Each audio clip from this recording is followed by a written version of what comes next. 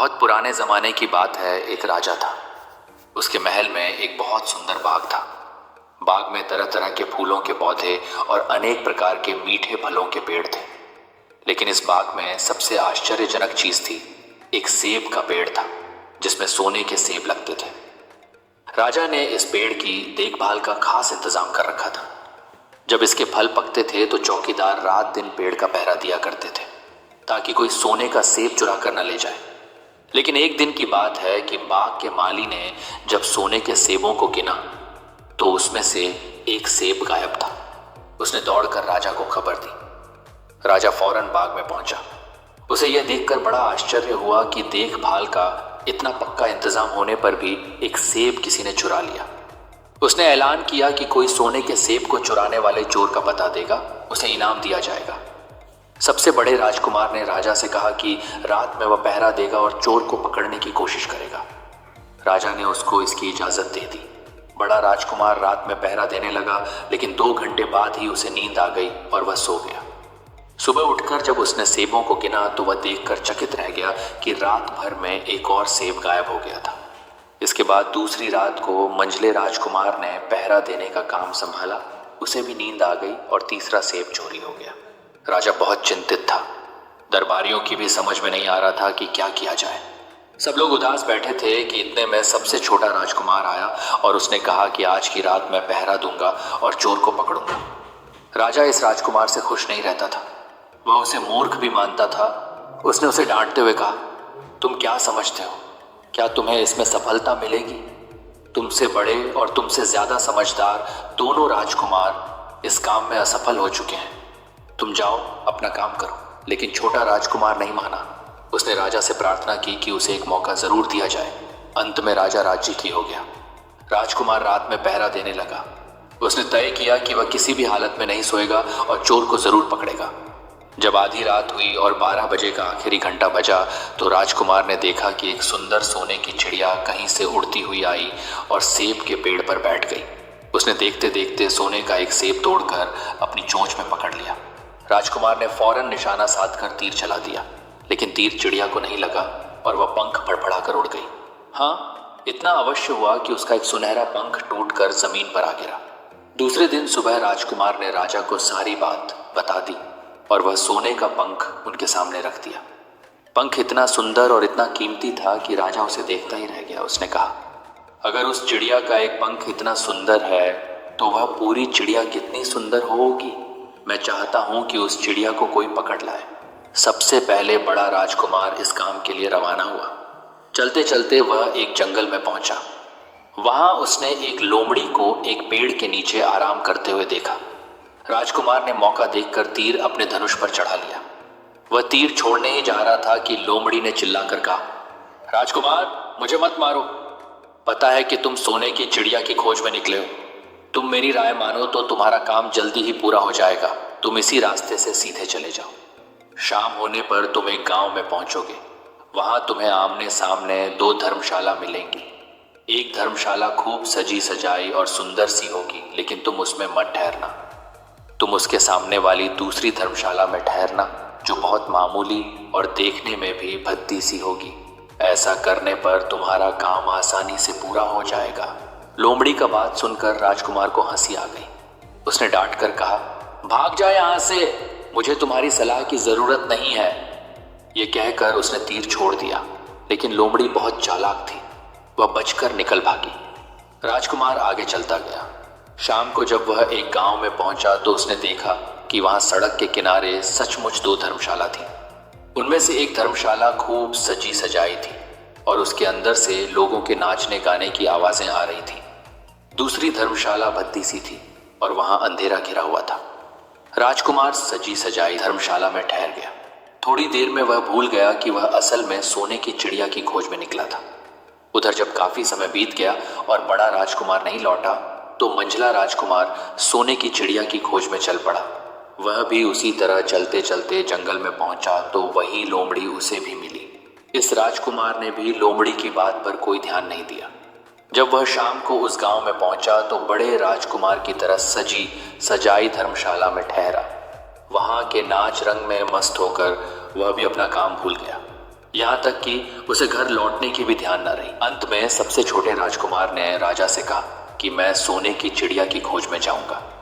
राजा को विश्वास था कि जब उससे बड़े दोनों राजकुमार इस काम में सफल नहीं हुए तो इसे और भी सफलता नहीं मिलेगी।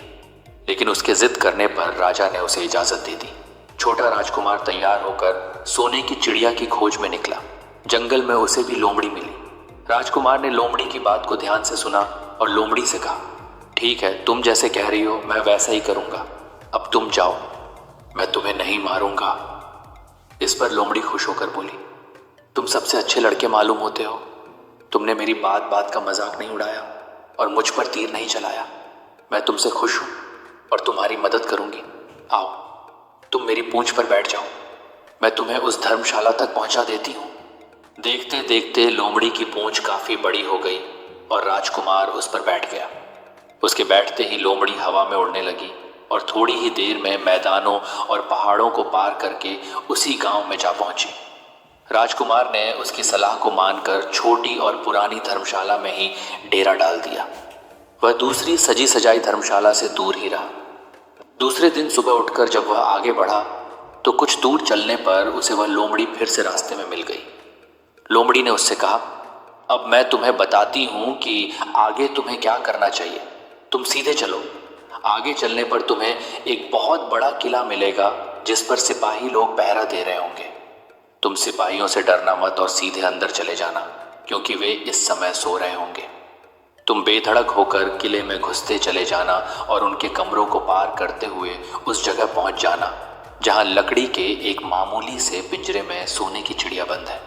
तुम चिड़िया को पिंजरे सहित उठाकर किले से बाहर ले आना। चिड़िया के पिंजरे के पास ही एक बहुत सुंदर सा सोने का पिंजरा भी रखा होगा। तुम भूलकर भी चिड़िया को उस पिंजरे में मत रखना, मगर तुम उसे लकड़ी के पिंजरे में से निकाल कर सोने के पिंजरे में रखने की कोशिश करोगे तो बाद में पछताओगे। यह कहकर लोमड़ी ने राजकुमार को फिर से अपनी पूंछ पर बिठाया और थोड़ी ही देर में उसको किले के पास पहुंचा दिया। राजकुमार ने किले का पास जाकर देखा कि सचमुच उसके पहरेदार सो रहे थे। वह बिना डरे सीधा महल में घुस गया और थोड़ी ही देर बाद वह उस कमरे में जा पहुंचा जहां सोने की चिड़िया एक पिंजरे में बैठी हुई थी। पिंजरे के पास ही सोने के 3 सेब पड़े हुए थे। इन सेबों को देखकर राजकुमार ने फौरन पहचान लिया कि ये सेब उसके पिता के बाग के ही थे। सोने की चिड़िया इतनी सुंदर थी कि राजकुमार उसको देखता ही रह गया। वह उसको उठाकर लाने ही वाला था कि उसकी नज़र पास ही पड़े एक सुंदर से पिंजड़े पर पड़ी। वह पिंजड़ा बहुत सुंदर था और उसमें तरह तरह के कीमती पत्थर जड़े हुए थे। सोने की चिड़िया के लिए वही पिंजरा ठीक मालूम पड़ता था। राजकुमार लोमड़ी की बात को भूल गया और उसने सोने की चिड़िया को लकड़ी के पिंजरे से निकालकर सोने के पिंजरे में बंद कर दिया। लेकिन नए पिंजरे में आते ही चिड़िया ने खूब जोर जोर से शोर मचाना शुरू कर दिया। राजकुमार पिंजरे को उठाकर कमरे से बाहर भी नहीं निकल पाया था कि बहुत से सिपाही कमरे में घुस आए और उन्होंने राजकुमार को पकड़ लिया। अब राजकुमार को अपनी भूल का पता चला। उसे याद आया कि लोमड़ी ने उससे क्या कहा था, लेकिन अब क्या हो सकता था। सिपाही उसे खींचते हुए राजा के दरबार में ले गए। राजा के पूछने पर राजकुमार ने सारी बात कह सुनाई। राजा बोला, तुम मेरे महल में चोरी करने के लिए गुस्से थे। मैं तुमको माफ नहीं कर सकता। तुम्हें फांसी की सजा दी जाएगी, लेकिन मैं तुम्हें एक मौका देता हूं। अगर तुम मेरे लिए सोने का घोड़ा ला दो तो मैं न सिर्फ तुम्हें छोड़ दूंगा बल्कि सोने की चिड़िया भी तुमको दे दूंगा। राजकुमार को अपनी जान बचाने के लिए राजा की शर्त माननी पड़ी। अब वह सोने के घोड़े की तलाश में निकला। किले के बाहर जाने पर उसने देखा कि लोमड़ी का उसका इंतजार कर रही है। उसने लोमड़ी को सारी बातें बताईं। लोमड़ी ने निराश होते हुए कहा, मैं अब तुम्हारी कोई मदद नहीं करूंगी। तुमने मेरे कहने के अनुसार नहीं किया। मैंने जिस तरह से कहा था, अगर तुम उस तरह से काम करते तो इस मुसीबत में नहीं फंसते और सोने की चिड़िया तुम्हें मिल जाती। राजकुमार बोला, इस बार मुझे माफ कर दो, मुझसे गलती हो गई। मेरा काम तुम्हारी सहायता के बिना नहीं चलेगा। मुझे राजा ने सोने का घोड़ा लाने के लिए कहा है, वरना वह मुझे फांसी पर चढ़ा देगा। लोमड़ी ने कहा, खैर, मैं तुम्हें माफ करती हूं। अब तुम ऐसा करो कि मेरी पूंछ पर बैठकर सीधे चले चलो। कुछ दूर जाने पर तुम्हें एक दूसरा किला मिलेगा। उसी किले की घुड़साल में तुम्हें सोने का घोड़ा बंधा हुआ मिलेगा। महल के नौकर चाकर सब सो रहे होंगे। तुम चुपचाप जाना और घोड़े को खोल लेना। लेकिन एक बात याद रखना, वहां घोड़े के पास ही घोड़े पर कसने के लिए 2 जीनें रखी होंगी। उसमें से एक तो पुरानी चमड़े की जीन होगी और दूसरी सोने की जीन होगी। तुम सोने की जीन को छूना भी मत और उस घोड़े पर पुरानी चमड़े की जीन को कसकर सवार हो जाना और उसे दौड़ते हुए किले से बाहर चले आना। राजकुमार ने वादा किया कि वह ठीक ठीक वैसा ही करेगा। लोमड़ी ने उसको अपनी पूंछ पर बैठाया और कुछ ही देर में वह उसे ले किले के पास जा पहुंची। किले के पास पहुंचते ही लोमड़ी ने उसे नीचे उतारा और फिर वहां से चली गई। राजकुमार सीधा फाटक से किले में घुस गया। अंदर जाकर उसने देखा कि वहां के सभी नौकर चाकर सोए हुए थे। थोड़ी ही देर में वह किले की घुड़साल में जा पहुंचा। वहां एक बहुत सुंदर सुनहरा घोड़ा बंधा हुआ था। राजकुमार ने पास जाकर देखा कि वह घोड़ा सचमुच सोने का था। ऐसा सुंदर घोड़ा उसने सपने में भी नहीं देखा था। उसने आगे बढ़कर घोड़े को खोल लिया। जब वह बाहर निकलने लगा तो उसकी नजर एक कोने में पड़ी हुई सोने की जीन पर गई। ये जीन बहुत सुंदर थी और इसमें हीरे मोती जड़े हुए थे। उसके पास ही एक फटी पुरानी चमड़े की जीन पड़ी हुई थी। इतने सुंदर घोड़े पर पुराने चमड़े की जीन कसना राजकुमार को अच्छा नहीं लगा। उसने सोने की जीन उठा ली और घोड़े पर कसना शुरू किया। इतने में घोड़ा जोर से हिनहिना उठा। किले के नौकर चाकर जाग गए। थोड़ी ही देर में राजकुमार पकड़ लिया गया। राजकुमार को सिपाहियों ने हाथ बांधकर अपने राजा के सामने पेश किया। राजा ने सारी बातें सुनकर कहा, तुमने मेरे घोड़े को चुराने की कोशिश की है, इसलिए तुम्हें फांसी की सजा दी जाएगी। लेकिन अगर तुम मेरा एक काम कर दो तो मैं तुम्हें छोड़ सकता हूं। यहां से कुछ ही दूर एक सोने का महल है और उसमें बहुत सुंदर राजकुमारी रहती है। अगर तुम अपनी जान बचाना चाहते हो तो उस राजकुमारी को मेरे पास ले आओ। तुम्हें इनाम में यह सोने का घोड़ा दे दूंगा। बेचारा राजकुमार, वह फिर से एक नई मुसीबत में फंस गया। उसे मजबूर होकर राजा की शर्त माननी पड़ी। अब वह सोने के महल की खोज में निकला।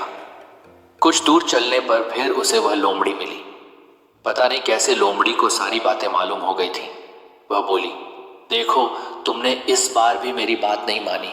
मेरी बात मान जाते तो यह नई मुसीबत तुम्हारे गले नहीं पड़ती। खैर, मुझे तुम पर दया आ रही है, मैं तुम्हारी मदद करूंगी। चलो, मैं तुमको सोने के महल के पास पहुंचाए देती हूं। तुम महल के बाहर ही कहीं पीछे छिपे रहना। जब उसमें से शाम को राजकुमारी तालाब में नहाने के लिए बाहर आए तो तुम आगे बढ़कर उसका हाथ पकड़ लेना। जैसे ही तुम उसको छुओगे, राजकुमारी तुम्हारे साथ आने के लिए राजी हो जाएगी। लेकिन एक बात याद रखना, तुम उसको वहां से अपने साथ ले आना। उसे वापस महल में मत जाने देना। वह तुमसे कहेगी कि मैं अभी अपने माता पिता से मिलकर आती हूँ, लेकिन तुम उसकी बातों में मत आना, वरना फिर मुसीबत में फंस जाओगे। यह कहकर लोमड़ी ने फिर से अपनी पूंछ फैला दी और राजकुमार उस पर बैठ गया।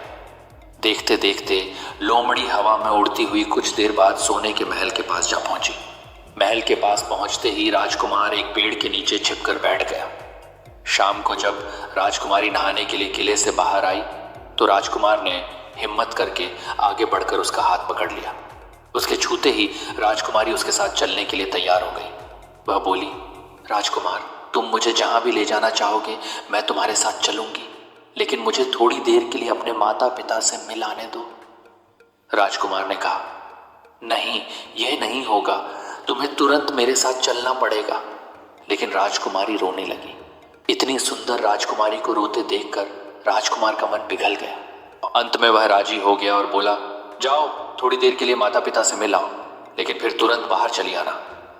लेकिन राजकुमारी ने जैसे ही किले में पैर रखा, किले के पहरेदार जाग गए और उन्होंने राजकुमार को पकड़ लिया।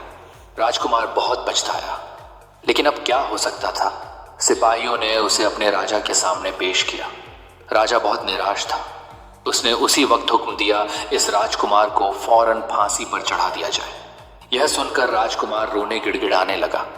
इस पर राजा ने थोड़ी देर विचार करने के बाद कहा, मैं अपनी आज्ञा वापस नहीं ले सकता, लेकिन अगर तुम मेरा एक काम कर दो तो तुम्हारी जान बच सकती है। हमारे किले के ठीक सामने ये जो बड़ा पहाड़ है, इसके कारण हमारे किले की सुंदरता नष्ट होती है।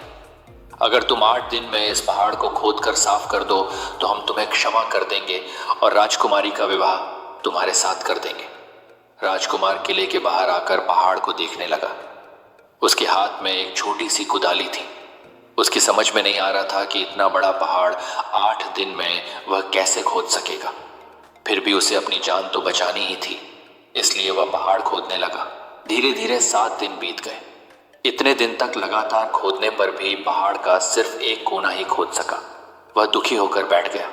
उसे अब अपने पर बहुत अधिक क्रोध आ रहा था। वह मन में कहने लगा कि अगर मैंने लोमड़ी की बात मान ली होती तो कितना अच्छा होता। लोमड़ी ने मुझको हर बार ठीक सलाह दी और मैं हर बार उसका कहना न मानकर नई से नई मुसीबत में फंस जाता हूँ। राजकुमार इस तरह सिर झुकाए बैठा था कि अचानक उसे अपने पैरों के पास लोमड़ी की पूंछ हिलती दिखाई दी। उसने नजर उठाकर देखा, सचमुच वही लोमड़ी खड़ी थी। लोमड़ी ने मुस्कुराते हुए कहा, क्यों, क्या हाल है? इस बार तो तुम्हारी मदद करने की मेरी जरा भी इच्छा नहीं थी, लेकिन मैं 7 दिन से तुमको पहाड़ खोदते हुए देख रही हूँ। मुझे दया आ गई और मैं तुम्हारी मदद के लिए चली आई। जाओ, तुम बहुत थक गए हो, सो जाओ। मैं थोड़ी ही देर में तुम्हारा काम पूरा कर दूंगी।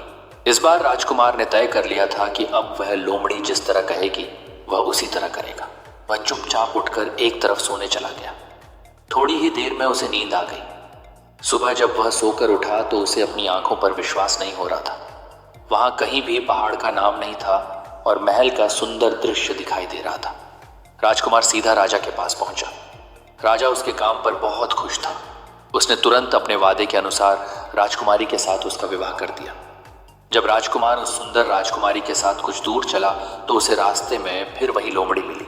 लोमड़ी बोली, बधाई हो राजकुमार, राजकुमारी के साथ तुम्हें देखकर मुझे बड़ी खुशी हो रही है, लेकिन अब तुम्हें सोने का घोड़ा और सोने की चिड़िया भी प्राप्त करनी चाहिए, क्योंकि वे दोनों चीजें तुम्हारे ही लायक हैं और तुम उन्हें आसानी से प्राप्त कर सकते हो। लेकिन भला मुझे सोने का घोड़ा और सोने की चिड़िया कैसे मिल सकती है? मैं तो इस राजकुमारी को भी उस राजा के लिए ले जा रहा हूं। लोमड़ी ने कहा, नहीं, तुम ऐसा काम कभी मत करना। इस राजकुमारी के साथ तुम्हारा विवाह हुआ है और यह अब तुम्हारी ही है। अगर तुम मेरे कहने के अनुसार काम करो तो तुम्हें सोने का घोड़ा और सोने की चिड़िया भी मिल सकती है। तुम पहले इस राजकुमारी को लेकर सोने के घोड़े वाले राजा के पास जाओ। राजा खुश होकर तुमको सोने का घोड़ा दे देगा। तुम घोड़े पर सवार हो जाना और सवार होकर सबसे विदा लेना। राजकुमारी से तुम सबसे बाद में विदा लेना। जैसे ही तुम राजकुमारी के पास पहुंचो, तुम उसे हाथ से पकड़कर घोड़े के ऊपर खींच लेना और घोड़े को दौड़ा देना। सोने का घोड़ा इतना तेज दौड़ता है कि दुनिया का तेज से तेज घोड़ा भी उसकी बराबरी नहीं कर सकता। जाओ, तुम पहले इतना काम पूरा करो। इसके बाद आगे का काम मैं तुम्हें बाद में बताऊंगी। मैं तुम्हें वहां रास्ते में मिलूंगी। राजकुमार ने ठीक वैसा ही किया जैसा लोमड़ी ने उससे कहा था। जब सोने के घोड़े वाले राजा ने खुश होकर उसे इनाम में सोने का घोड़ा दिया तो राजकुमार उस पर सवार हो गया और उससे विदा लेने लगा। अंत में वह राजकुमारी को उठाकर घोड़ा को तेजी से दौड़ाता हुआ किले से बहुत दूर निकल आया। रास्ते में एक पेड़ के नीचे लोमड़ी उसका इंतजार कर रही थी। उसे देखकर लोमड़ी बोली, शाबाश, अब तुम सोने की चिड़िया भी प्राप्त कर लो। जब तुम सोने की चिड़िया वाले राजा के पास पहुंचोगे तो वह इस घोड़े को देखकर बहुत खुश होगा। तुम उससे कहना कि पहले सोने की चिड़िया का पिंजरा मेरे हाथ में दे दो, तब मैं यह घोड़ा तुमको दूंगा। जब वह पिंजरा तुम्हारे पास लाए तो तुम पिंजरा उसके हाथ से छीन लेना और घोड़े को दौड़ा देना। बस ऐसे चिड़िया तुमको मिल जाएगी और कोई तुम्हें पकड़ भी नहीं सकेगा। इस बार भी राजकुमार ने ठीक वैसा ही किया। वह राजकुमारी के साथ ही घोड़े पर बैठा रहा और जब राजा ने उसके हाथ में सोने की चिड़िया का पिंजरा दिया तो उसने देखते देखते लात मार दी और सोने का घोड़ा हवा से बातें करने लगा। कुछ दूर चलने पर लोमड़ी उसे मिली। राजकुमार ने उससे कहा, तुमने मेरी बड़ी मदद की है। तुम्हारी वजह से मुझे न सिर्फ सोने की चिड़िया मिली बल्कि सोने का घोड़ा और इतनी सुंदर राजकुमारी भी मिल गई। बताओ, मैं तुमको क्या इनाम दूं? मैं तुमको कुछ न कुछ जरूर देना चाहता हूँ। लोमड़ी ने कहा, अगर तुम खुश हो तो मेरा एक काम कर दो। तुम एक तीर चलाकर मुझे मार दो। इस समय तुम यही सबसे बड़ा काम मेरे लिए कर सकते हो। राजकुमार ने कहा, भला ये कैसे हो सकता है?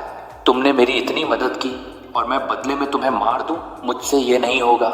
यह सुनकर लोमड़ी बड़ी दुखी हुई और बोली, अगर तुम मेरा यह काम नहीं कर सकते तो फिर ठीक है, जाओ। लेकिन मैं तुम्हारी भलाई के लिए ही कह रही हूँ कि तुम 2 बातें जरूर याद रखना। एक तो तुम किसी कुएं की दीवार पर मत बैठना और दूसरे तुम ऐसे लोगों के लिए धन मत खर्च करना जिन्हें फांसी मिलने वाली हो।